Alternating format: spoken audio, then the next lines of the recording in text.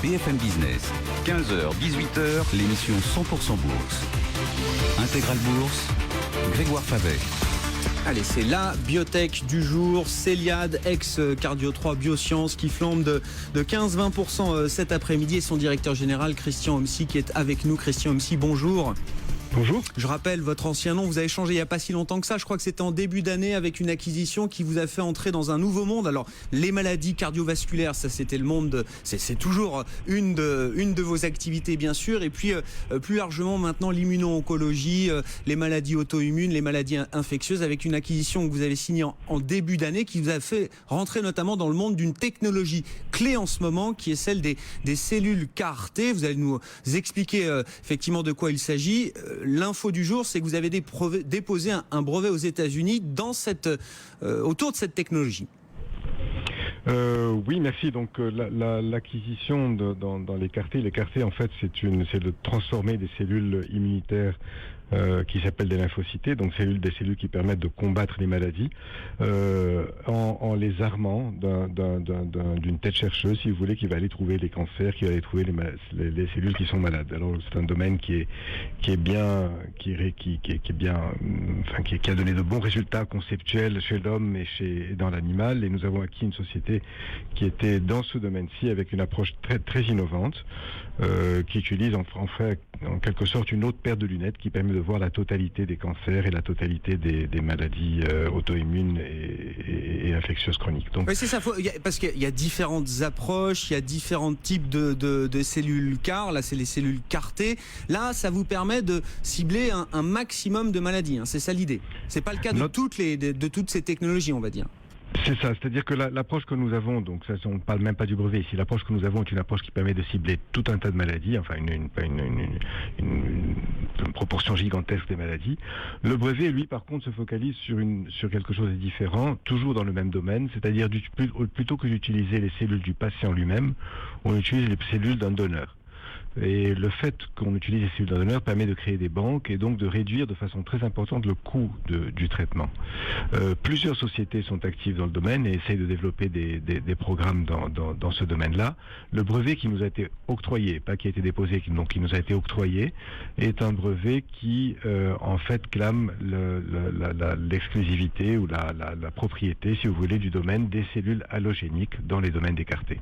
Donc c'est dans la stratégie brevetaire que vous menez, là on comprend bien que c'est un élément clé. Là, c'est le premier brevet là qui est autorisé aux États-Unis, c'est vous qui l'avez, et vous protégez là toute une partie de cette technologie et de ce segment de recherche thérapeutique.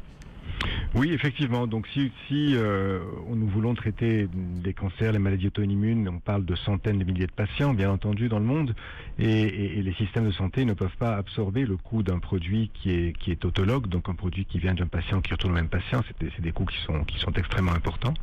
Et donc toutes ces sociétés, tout le monde qui est en train de développer des choses dans le domaine va vouloir aller à un moment ou à un autre vers de l'allogénique ou des solutions qui réduisent les coûts. Donc nous n'avons pas du tout l'intention de bloquer qui que ce soit dans le développement de ce qu'ils font. Nous sommes plutôt à la recherche de partenariats, travailler avec. Nous avons une main tendue vers tout le monde.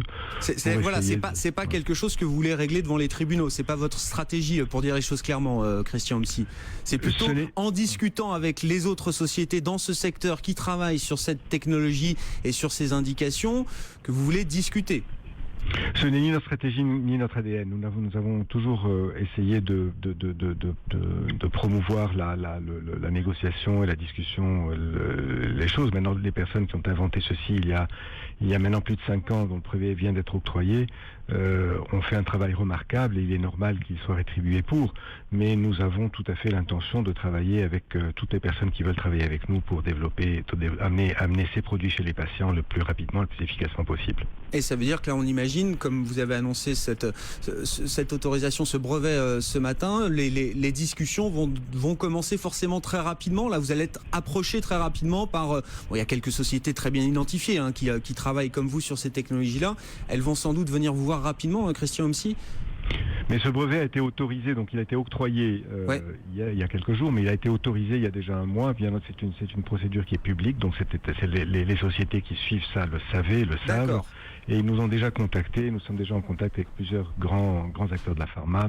Bien entendu, ça reste confidentiel à ce stade-ci, mais il y a plusieurs pistes possibles. Ouais.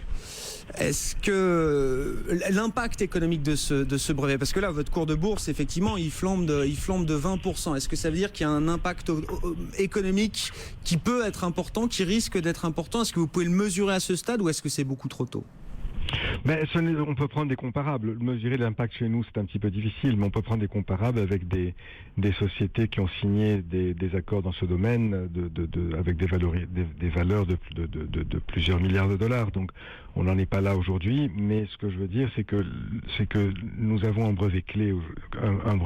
Ce brevet doit servir le patient dans une première, en première intention, et il y a beaucoup de gens qui souhaitent traiter des patients et développer leurs produits avec des approches allogéniques.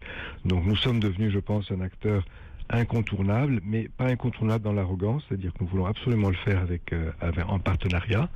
Oui, je pense que ça aura une valeur extrêmement importante pour l'entreprise. Je vous pose aussi la question, Christian, si vous nous parlez de partenariat, là, mais est-ce que d'avoir ce brevet clé, comme vous dites, sur cette approche thérapeutique, est-ce que ça ne fait pas de vous une cible pour une grosse biopharma ou un gros labo là, qui serait prêt à vous racheter pour acheter ce brevet d'une certaine manière?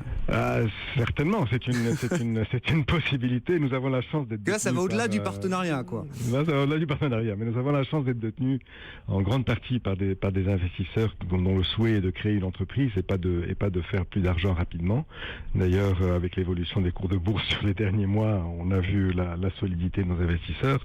Donc, ce sont des gens qui n'ont pas l'intention de vendre. On veut créer une entreprise. Maintenant, évidemment, toute chose a un prix, mais la stratégie initiale de l'entreprise n'est pas d'être achetée. Merci beaucoup, Christian MC. Merci d'avoir été quelques minutes avec nous par téléphone pour nous expliquer donc cette stratégie brevetaire aux États-Unis, un brevet clé donc qui vous a été octroyé, et le cours de bourse qui flambe donc de 18% sur Celiad. Christian MC, directeur général de Celiad, qui était avec nous par téléphone dans Intégral Bourse.